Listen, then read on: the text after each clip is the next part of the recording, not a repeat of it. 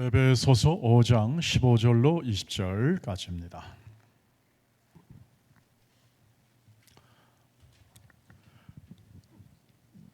그런즉 너희가 어떻게 행할지를 자세히 주의하여 지혜 없는 자 같이 하지 말고 오직 지혜 있는 자 같이 하여 세월을 아끼라. 때가 악하니라. 그러므로 어리석은 자가 되지 말고 오직 주의 뜻이 무엇인가 이해하라. 술 취하지 말라. 이는 방탕한 것이니 오직 성령으로 충만함을 받으라. 시와 찬송과 신령한 노래들로 서로 화답하며 너희의 마음으로 주께 노래하며 찬송하며 범사에 우리 주 예수 그리스도의 이름으로 항상 아버지 하나님께 감사하며. 여기까지입니다. 성가대가 올해 한 해 52주 동안 참 수고 많으셨습니다. 복된 섬김도 되며 동시에 우리의 모든 예배 가운데 충만한 하나님의 영광을 공교히 드러내는 그러한 노래로 찬송으로 함께했던 성가대입니다. 성가대 내년은 50주년 되면서 성가대를 좀 많이 하시도록 그렇게 광고가 나가 있고 또 모집 중에 있습니다. 함께 많이 참여해 주시기를 바라고, 이것을 하게 되면 신앙이 참 좋아집니다. 신앙이 좋아지고 그리고 마음이 정서적으로 얼마나 풍부한지 모릅니다. 그런 복됨을 여러분이 많이 누리시기를 바라겠습니다. 마음 같아서는 여기 성가들을 다 했으면 좋겠다 그런 생각이 들지만 실질적으로 그것은 어려우나 여러분 마음과 또 생각이 있는 분들은 함께 성가대에 참여해 주시고, 수고한 50일 동안 수고한 우리 성가들을 위해서 박수 한번 하도록 하겠습니다. 정말 수고 많았습니다. 그리고 우리 모두에게 이런 아름다운 찬송으로 함께했던 것을 너무 기쁘게 생각합니다. 여러분 오늘 마지막 주일이 되니까 늘 이렇게 우리 1, 2부 기도하면서 또 느낀 점이지만 정말 잘 살아야 되는데 후회가 남는 부분이 많이 있습니다. 주님, 이런 후회와 이런 모든 삶에서 부족했던 부분을 회개합니다 하면 그 기도를 드리고 또 하나님께 그런 마음을 드리고 있는 것을 1, 2부 기도 가운데도 확인을 했습니다. 그리고 아마 그것은 우리가 갖는 세월을 보내면서 시간을 보내면서 우리가 갖는 공통적인 마음의 고백이고 또 때로는 마음의 어떤 자책감 이런 것들도 늘 있으리라 생각합니다. 주님 뜻대로 살지 못했음에 대한 회개와 또 하나님의 마음에 합한 인생을 살지 못했던 것에 대한 그런 마음들이 있을 거라고 생각합니다. 너무나 자신을 돌아보면서 당연하고 동시에 우리의 삶에서 일어나는 당연한 우리의 신앙의 성장의 고백이기도 합니다. 그런데 우리가 가만히 생각해 보면 이러한 고백 속 그리고 또 자책 속에 머물러 있기에는 우리가 갖는 하나님의 은혜 안에서의 신분 혹은 또는 우리의 삶이 꼭 그렇게 머무를 수만은 없겠다 그런 생각을 또 해보게 됩니다. 왜냐하면 우리는 이미 용서를 다 받고 그리고 하나님의 자녀가 되었으며 오늘 말씀처럼 빛의 자녀가 되었으므로 말미암아 이 세상에서 우리가 하는 모든 일들 가운데 하나님이 함께 하심으로 담대함 혹은 또는 자신감 이런 것들이 구체적으로 나타나야 할 텐데 이게 너무 이렇게 자책으로만 머물거나 혹은 또는 우리 후회에만 너무 머무르게 되면은 그러한 동력이 상실될 수가 있겠다 하는 생각을 해보게 됩니다. 그래서 오늘은 후회 없는 우리가 내년의 삶을 살아도 후회 없는 그러한 지혜로운 삶을 우리가 말씀을 통해서 확인해 보고 그 말씀대로 내년을 경주하여 한번 살아봄을 통해서 하나님이 어떻게 일하시고 어떻게 역사하는지에 대한 구체적 삶을 한번 같이 나눠보기를 원합니다. 우리가 알다시피 오늘 본문에 있는 말씀이 설교 시간에 이렇게 많이 듣던 말씀이고 가장 부지런하고 성실함을 얘기할 때 늘 나오는 본문이 바로 오늘 본 이 말씀이죠. 15절 말씀에서 보시면 이렇게 됩니다. 먼저 읽어보겠습니다. 시작. 그런즉 너희가 어떻게 행할지를 자세히 주의하여 지혜 없는 자 같이 하지 말고 오직 지혜 있는 자 같이 하여 16절 세월을 아끼라 때가 악하다 이렇게 얘기를 합니다. 이 말씀을 가지고 우리는 많은 은혜를 받아왔습니다. 이 말씀 안에 담긴 지혜 있는 삶은 시간을 잘 아끼고 손용하는 삶이다 하는 것을 이미 알고 있고 우리는 그 삶을 경주해 왔던 것이죠. 그래서 부지런하고 성실하게 그렇게 삶을 살았던 기억들이 누구나 있을 것이라고 생각합니다. 그런데 세월을 아낀다는 것과 시간을 선용하여 그것을 잘 활용한다는 것에 대해서는 이해가 가나? 그런데 여기 때가 악하다 하는 말을 왜 집어넣었을까요? 때가 악하다 하는 것이죠. 때가 악하다는 것은 이 현실에 있는 모든 이 상황이 하나님 말씀에 불순종하는 세대임을 표현하는 말입니다. 때가 악하다. 이 시기, 이 모든 세상이 돌아가는 이 모든 시기가 하나님의 말씀대로 사는 것이 아니라 하나님을 거역하고 자기 뜻대로 삶을 살아가는 세대를 일컬어 불순종의 세대라고 말을 하고 그 시대와 시기를 불순종의 때다, 악의 때다 이렇게 얘기를 하고 있는 것입니다. 그러니까 왜 세월을 아껴야 되냐 하면 지금 살고 있는 우리의 삶의 모든 이 상황은 하나님의 말씀을 이렇게 말씀대로 하여 복을 받고 은혜를 받는 그러한 시대가 아니고 모두 각자 자기 소견에 옳은 대로 행하여 불순종하는 세대 속에 있다. 다시 말하면 이 세상이 가지고 있는 모든 이 현실, 우리가 지금 현실 지금 살아가잖아요. 우리의 모든 삶에서 살아가는데 이 살고 있는 삶의 현실은 하나님 보시기에 악하다, 불순종의 삶이고 잘못 가고 있다는 뜻입니다. 바른 길로 가는 것이 아니다 라는 것을 얘기를 하고 있죠. 이렇게 말씀드리면 아마 아니 세상은 세상 나름대로 잘 살고 있는데 무슨 세상이 그렇게 자기 뜻대로 산다 해서 뭐 잘못되느냐, 우리보다 더 잘 살고 우리보다 더 많은 돈을 가지고 있는데 그게 뭐 잘못된 거냐. 네, 맞습니다. 우리보다 예수 믿는 사람보다 돈이 더 많고 권력이 더 많을 수가 있습니다. 근데 하나님의 관점에서 보는 겁니다. 우리는 비교할 수가 없죠. 세상 것, 다시 말하면 명예나 소유나 권력으로 비교하는 게 아니라 하나님의 뜻, 하나님의 말씀대로 사는 그러한 삶의 내용 가운데 하나님이 창조하여 하나님을 사랑하고 서로 교제하며 하나님의 복을 누리라고 만들어 놨는데 인간이 자기 마음대로 살고 자기 뜻대로 살아 오히려 복을 걷어차버리고 자기 뜻대로 살아 뭘로 삽니까? 답 없는 인생을 살고 있다는 거죠. 답 없다는 것은 뭐냐면 그들이 못 산다 뜻이 아니라 물질적으로 못 산다 뜻이 아니라 그들이 걸어가는 생애 속에 마지막 길이 어딘가, 자신의 삶이 어디까지 왔고 어디서부터 왔고 어디로 가는지에 대한 방향 감각이 없는 겁니다. 그것을 일컬어 답이 없다 이렇게 얘기를 하죠. 그러니 이것은 어떤 삶과 같냐면 축구를 하고 있는데 경기를 하고 있는데 골대가 없습니다.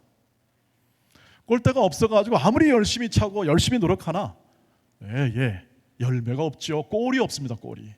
열매가 없다는 뜻은 뭐냐면 그것은 결국 우리가 인생을 마칠 때 이것을 확인하는 거죠. 아무것도 없습니다. 그게 인간의 존재였던가 하는 그러한 탄식의 소리가 우리 각 사람에게 나올 뿐만 아니라 인류 역사에서 허무주의라든지 혹은 이런 이 미래에 대한 아무런 소망이 없는 그러한 사상적 기반까지 이 역사의 증언이 그대로 철학적으로 흘러내려오고 있다고 하는 것입니다. 그러니까 굳이 이렇게 다른 설명을 들지 않더라도 우리가 살아왔던 생애를 보면은 그것은 분명합니다. 예수 믿는 사람 가운데도 종종 그렇습니다. 내가 이렇게 열심히 살아왔는데 하나님 저에게 왜 복을 주시지 않습니까? 은혜를 주시지 않습니까? 라고 생각을 할 수도 있는 것이죠. 그래서 이 악한 때 속에 살기 때문에 지혜롭게 살아야 하고 지혜롭게 사는 그러한 삶의 내용 가운데는 세월을 아껴야 된다. 왜 세월을 아껴야 되냐면 하나님이 주신 선물이기 때문에 그렇습니다. 이 세월, 시간은 하나님이 주신 선물인데 그것을 그냥 막 살아버리는 거죠. 하나님이 주신 것을 알지 못하고 그냥 자기 마음대로 산 결과 세상이 얻는 열매를 얻고 그 열매 열매를 얻는다는 것은 열매 없음을 확인하고 보다 동일하게 자신도 그것을 확인하며 내가 예수를 잘못 믿은 건가 하는 그러한 생각을 하게 되는 경우가 아주 빈번히 일어나고 있는 것이죠. 무엇이 문제일까요? 왜 그런 일들이 일어날까요? 하나님이 주신 선물로 주신 이 모든 이 생애 속에 그러한 일이 일어나는 것은 하나님의 뜻을 모르기 때문에 그렇습니다. 하나님의 뜻을. 17절 말씀 보시죠. 17절 말씀 보시면 이렇게 됩니다. 같이 읽겠습니다. 시작. 그러므로 어리석은 자가 되지 말고 오직 주의 뜻이 무엇인가 이해하라는 겁니다. 왜 갑자기 주의 뜻이 나옵니까? 당연히 불순종하는 약한 세대에 세월을 아껴야 되는데 세월을 아껴야 된다는 것은 알지만 주의 뜻을 모르면 그것을 행할 힘이 없습니다. 성실하거나 혹은 또 열심히 살긴 삶을 살았는데 중요한 건 열심히 살았음에도 불구하고 우리에게 허락된 어떤 부나 명예나 권력은요 대부분의 사람들은 다 가지고 있지 않습니다. 다 평범하게 삶을 살다가 그저 인생을 마치는데 그럼 이게 과연 예수 믿는 건가에 대한 그런 생각이 드는 거죠. 그래서 오늘 바울이 그 얘기하는 겁니다. 주의 뜻이 무엇인지 이해해라. 주의 뜻이 무엇입니까? 뜻은 우리가 하나님의 자녀로 건강하게 자라가는 겁니다. 세상의 물질, 세상의 어떤 명예, 소유와 권력들을 우리가 가질 수는 있겠습니다. 그것은 하나님이 주신 은사요. 그리고 그것은 하나님이 더하여 준 그러한 축복의 내용이 틀림이 없습니다. 그러나 그것을 꼭 줌으로써 우리를 키워내시는 것이 아닙니다. 다시 말하면 예수를 우리가 믿었습니다. 예수를 믿었는데 예수를 믿고 나서 하나님 이것을 좀 해주셔야 합니다 라는 우리의 바람과 소원이 하나님의 뜻이 아니라는 겁니다. 하나님은 우리가 하나님의 자녀 닮는 하나님을 증언할 수 있는 하나님의 자녀, 하나님이 여기 계시다, 하나님이 이렇게 통치하신다, 하나님이 우리를 이끄신다를 증언할 수 있는 사람으로 길러내십니다. 이게 하나님의 뜻이죠. 그러니까 우리의 생각은 어디에 머물러 있냐면 일반적으로 뛰어난 분도 기독교 신앙에 많이 있습니다만 일반적으로 내 소원과 내 계획과 내 만족 속에 많이들 머물러 있는 경우가 많습니다. 내가 원하는 것, 내가 바라는 것, 내가 소망하는 것. 그런데 주의 뜻은 무엇입니까? 이렇게 말합니다. 하나님은 나는 너를 이 땅에서 살게 할 때에 어떤 세상적 가치로 사람이 유명해지거나 이러한 이 모든 이 세상에 있는 풍속에 따라서 인기 있는 사람이 되는 것을 목표하진 않는다. 그것을 줄 수는 있겠습니다. 내가 목표하는 것은 내 영광을 찬송할 수 있는 사람이다. 하나님의 영광을 찬송할 수 있는 사람. 이렇게 말씀드리면 그거 왜 못합니까? 우리 성가들은 매주일 하는데요. 이것은 이렇게 이해의 폭이 아직 연약한 것이죠. 하나님의 영광을 찬송한다는 것, 하나님을 제대로 알고 그를 닮아가는 하나님의 자녀가 된다는 것은 그것만 의미하는 것이 아니라 예수를 닮은 인격, 성품, 거룩함, 능력, 지혜 이런 것들이 담긴 사람을 말하죠. 그것이 성경 곳곳에 흘러 넘치는데 우리는 우리의 것만 생각하는 경우가 많다는 거죠. 우리가 바라는 것, 난 이런 사람이 되겠습니다, 난 이것을 원합니다 라고 하는데, 하나님의 뜻은 뭐냐면 너는 내 뜻은 이거다. 네가 나를 증언하는 사람, 내 성품과 마음을 증언하는 사람이다. 하나님의 영광을 드러낼 수 있는 사람이다. 하나님을 찬송할 수 있는, 진짜 찬송하는 거예요.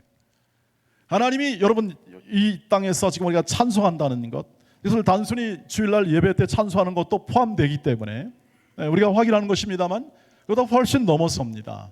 하나님의 존재를 이해한다는 것, 이것은 굉장한 일입니다. 하나님이 이 세상을 만들어서 우리를 지금 다스리고 있다는 것을 이해하는 것도 위대한 지식입니다.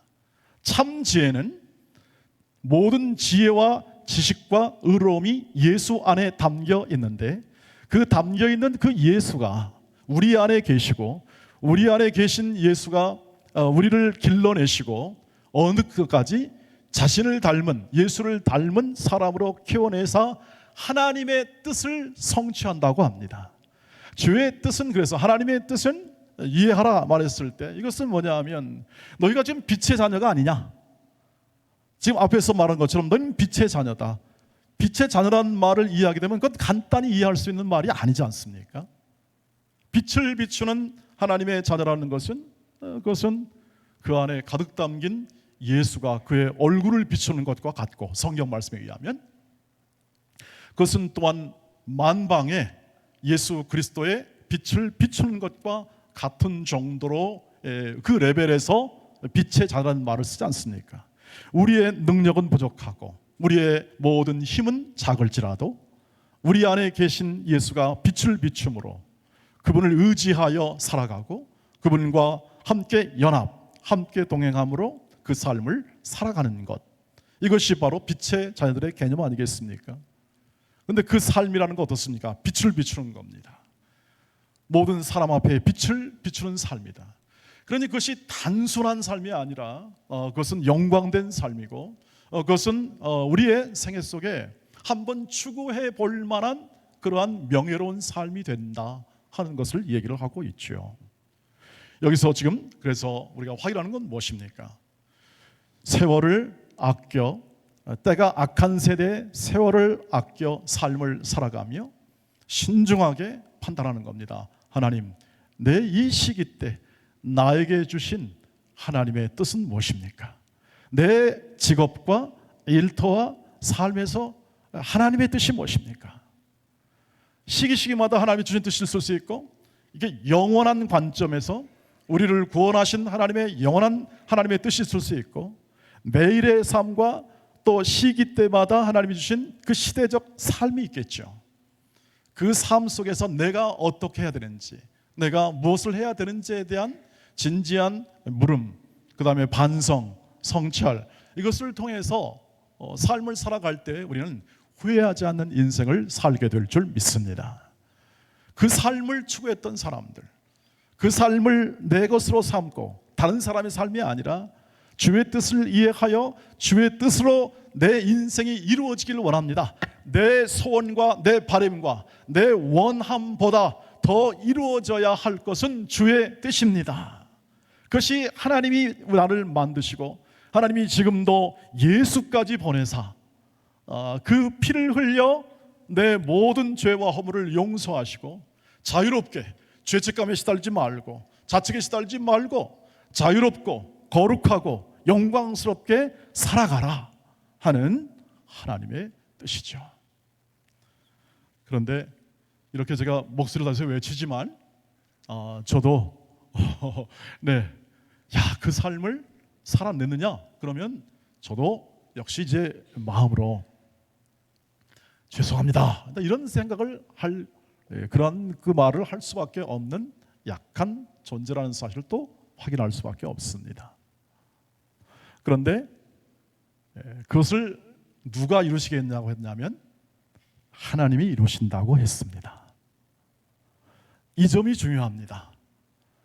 이 삶을 하나님이 이루신답니다. 내가 이루는 것이 아니라 하나님이 이루신답니다.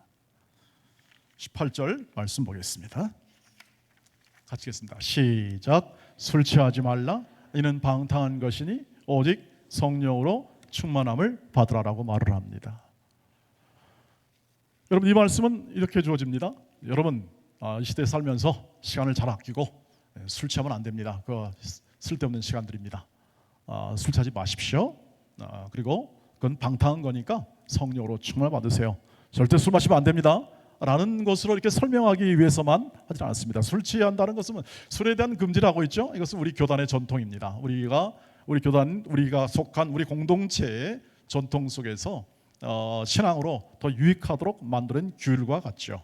술을 먹는 부분 말이죠.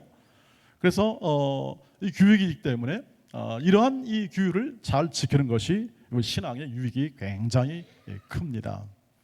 여러분, 술 취하지 말라 이 말을 좀 약하게 해석하면 그러면 나는 술 마셔도 되나 보다 라는 것으로 또 해석을 하게 되면 곤란해집니다. 중요한 것은 그렇게 교단의 전통과 그리고 신앙의 유익을 위하여 우리 모두가 다 그것을 하지 않으므로 모두가 다 신앙의 유익을 얻는 법이다라고 말하는 것이죠. 중요한 것은 뭡니까? 술 취한 것처럼 술로 네 영혼과 마음을 채우지 말고 너의 인생 가운데 성령으로 채워라. 그것을 얘기하고자 합니다. 성령으로 채워요. 내 인생과 내 삶을 성령으로 충분히 들이켜 채우자. 세상의 축배처럼 하지 말고 성령으로 채우자는 거예요. 왜 이런 말이 나왔을까요?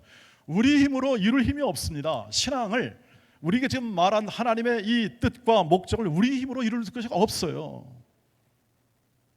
그런 일을 이루겠다고 열심히 하는 것과 다른 종교에는 많이 있습니다. 종교에는 다른 종교에도요 자비도 있고 사랑도 있습니다. 그럼 기독교는 뭡니까? 말씀은 또 무엇입니까? 그것을 성령이 친히 이루신다는 겁니다.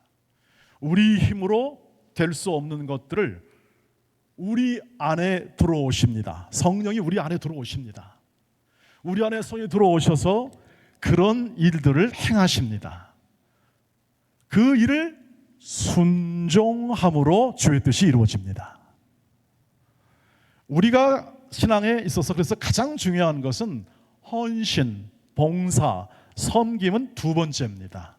첫 번째는 순종입니다. 성령이 하신 일을 순종하는 겁니다. 순종하여 그 뜻을 이루는 것이죠. 그런데 이 성령의 얘기를 하게 되면 너무나 할 게 많지만 주로 저쪽 하는 교단에서 아주 굉장한 힘을 가지고 성령 충만을 외쳐가지고 주로 성령이 능력 이런 부분으로 굉장히 소개가 되고 또 많은 은혜를 받았습니다. 성령은 그거보다 훨씬 크신 분입니다. 능력만이 아닙니다.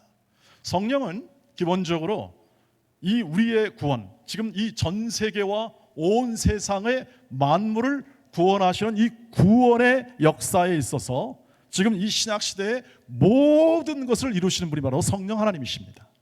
부르시고 택하시고 의롭다 하시고 거룩하게 하시고 영화롭게 하신 모든 일을 전부 다 행하십니다. 우리의 도움을 받지 아니하시고 그 성령께서 친히 우리 가운데 역사하고 계십니다.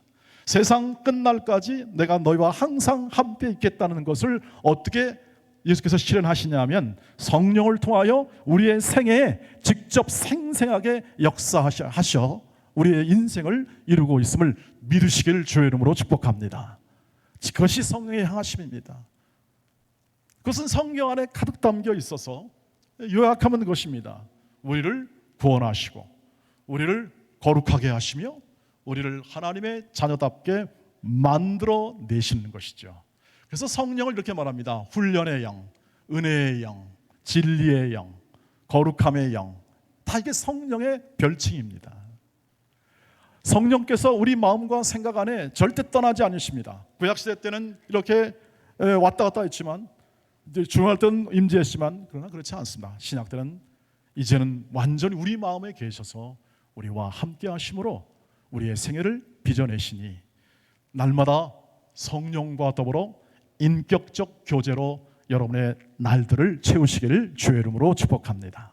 성령의 인격적 교제로 날마다 선물로 주신 하루하루를 살아가십시오. 성령이 여러분 안에 어떻게 역사하시고 하나님의 뜻을 어떻게 이루시는지를 꼭 기억하십시오. 고린도전서 12장 13절 14절 하고 우리가 마치도록 하겠습니다. 같이 읽습니다. 시작. 우리가 이것을 말하거니와 사람의 지혜가 가르친 말로 아니하고 오직 성령께서 가르치신 것으로 하니 영적인 일은 영적인 것으로 분별하느니라. 육에 속한 사람은 하나님의 성령의 일들을 받지 아니하나니 이는 그것들이 그에게는 어리석게 보이며 또 그는 그것들을 알 수 없나니 이러한 일은 영적으로 분별되기 때문이라. 아멘. 주의 뜻을 어떻게 분별하나요? 성령이 가르쳐 주셔야 할 수 있습니다. 안 가르쳐 주면 분별이 안 됩니다. 세상 것으로 분별할 수가 없습니다. 바울도 공부를 많이 하고 그리고 많은 지식을 쌓았지만 그 철학과 그 생각으로 하지 아니하고 성령이 가르쳐준 것으로 가르쳤다고 합니다. 제 마음도 동일한 것이고 또 설교자라면 누구나 이 마음을 가지고 있으라고 생각합니다. 사랑하는 우리 동안의 가족 여러분, 성령으로 날마다 하루하루를 성령과 대화하며 인격적 교제를 나누시기를 주의 이름으로 축복합니다. 말씀을 가지고 나누시고 생애 속에 여러분이 성령이 감동으로 혹은 친구들을 통해서 성령이 일하십니다. 그 일하심을 깨닫고 가르쳐준 말씀과 모든 영적 진리 속에서 여러분이 살아가신다면 후회함이 없을 겁니다. 전혀 후회하지 않고 감사와 기쁨으로 한 해를 마무리할 수 있는 내년의 마지막 날이 될 수 있을 것입니다. 이러한 은혜가 매일 내년에 매일매일 날마다 선물로 주신 하루 가운데 있기를 주의 이름으로 축복합니다. 기도하겠습니다. 자비하신 하나님, 오늘도 하나님께서 주신 은혜 안에 오늘의 모든 합한 하나님께 영광 돌림 그리고 말씀을 통하여 우리의 마음 가운데 성령으로 충만하게 저희를 채워주심을 감사합니다. 주께서 주시는 이 모든 생애 시간들 후회 없이 성령과 동행함으로 주의 뜻을 분별하며 날마다 주의 뜻이 내 삶과 내 뜻 가운데 그리고 우리의 모든 일들 가운데 이루어지는 생애로 살아가게 하옵소서. 예수님의 이름으로 기도하옵나이다. 아멘.